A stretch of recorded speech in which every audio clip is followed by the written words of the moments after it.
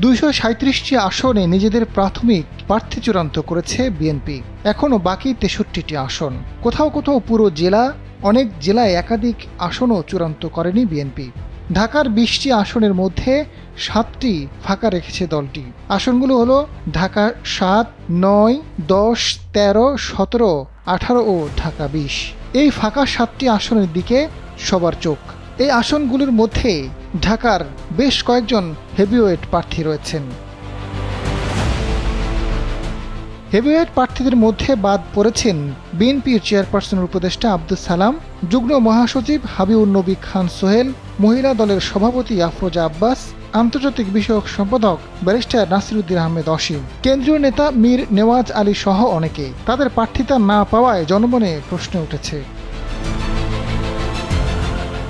দলীয় সূত্র বলছে ঢাকা সর্বোচ্চ 5টি আসন ছাড় দিতে পারে বিএনপি। তবে 7টি আসনে দলটির ত্যাগী প্রার্থীদের মধ্যে ঢাকা 7 আসনে বিএনপির জাতীয় নির্বাহী কমিটির সদস্য, যুব বিষয়ক সহসম্পাদক মীর নেওয়াজ আলী, যুবদলের কেন্দ্রীয় সাংগঠনিক সম্পাদক ইসহাক সরকার ও বিএনপির জাতীয় নির্বাহী কমিটির সদস্য হামিদুর রহমান হামিদ মনোনয়ন চাইছেন।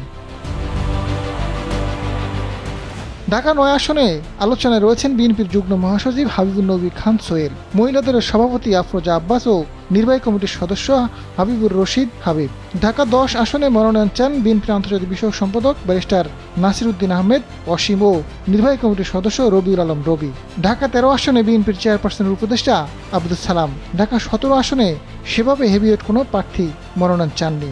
ঢাকা 18 আসনে আলোচনায় রয়েছেন ঢাকা মহানগর উত্তরের বিএনপির যুগ্ম আহ্বায়ক এস.এম. জাহাঙ্গীর। ঢাকা 20 আসনে মনোনয়ন প্রত্যাশী বিএনপির কেন্দ্রীয় নেতা তমিজউদ্দিন, জেলা যুবদলের সভাপতি ইয়াসিন ফেরদৌস মুরাদ, জেলা স্বেচ্ছাসেবক দলের আহ্বায়ক নাজমুল হাসান অভি ও মহিলা দলের কেন্দ্রীয় সাধারণ সম্পাদক সুলতান আহমেদ। এছাড়া বিএনপির সিনিয়র যুগ্ম মহাসচিব অ্যাডভোকেট রুহুল কবির রিজভীকে ঢাকা সিটি কর্পোরেশনের মধ্যে যেকোনো একটি আসনে প্রার্থী করা হতে পারে।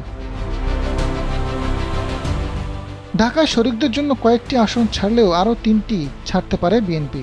তবে কোন কোন আসন তা এখনও নিশ্চিত করে কেউ বলতে পারছে না। বিএনপির একাধিক নীতি নির্ধারকরা জানান, তরুণদের দল এনসিপির সঙ্গে অনানুষ্ঠানিকভাবে আসন সমঝোতা বিষয়ে আলোচনা হচ্ছে। আবার গণফোরামের সুব্রত চৌধুরীর জন্যও একটি আসন ছাড়া হতে পারে। বৃহৎ জোটের বিষয়ে আলোচনা চলছে, সামনে নানা সমীকরণ। শেষ পর্যন্ত সালাম, সোহেল, আফরোজা, অসীমদের কপাল খুলতেও পারে, আবার পুড়তেও পারে। বিষয়টি এখনও চূড়ান্তভাবে বলা যাচ্ছে না। আজাদ ফারুক, সময়ের আলো।